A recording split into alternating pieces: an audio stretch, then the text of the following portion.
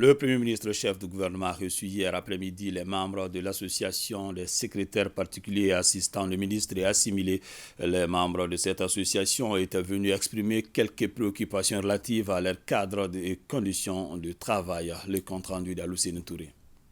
Sans être un syndicat, l'association des secrétaires particuliers et assistants de ministres et assimilés a évoqué devant le chef du gouvernement quelques difficultés liées au travail en tant que proche collaborateur des ministres. Étant membre de cabinet, à part entière, nous sommes les seuls dont les frais de mission à l'extérieur ou bien même à l'intérieur à assimiler à autres agents.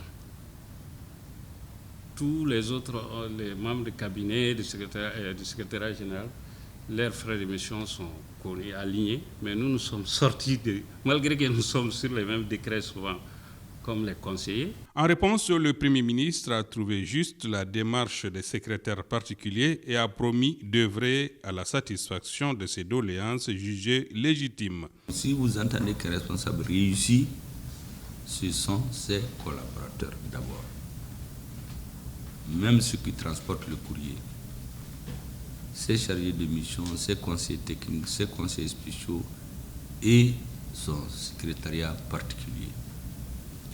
Donc vous avez un rôle éminent à jouer dans le fonctionnement de l'administration, dans la réussite ou non des ministres. Je voudrais donc vous saluer pour la confiance renouvelée pour certains, placé en vous pour d'autres. Particulièrement, je n'ai pas changé de secrétaire particulier. Quand je suis venu, celui que j'ai trouvé, je pense qu'il fait correctement son travail. Et j'ai continué avec lui. Le premier conseiller des ministres, c'est son secrétaire particulier. Il peut dire au ministre souvent, ça c'est bon, ça c'est pas bon. Donne son avis, à lui de décider. Il faut toujours lui dire la vérité. Il ne faut pas chercher à lui dire ce qui lui plaît. C'est entre vous deux. Dites-lui ce que vous pensez être bien pour le pays et pour lui-même.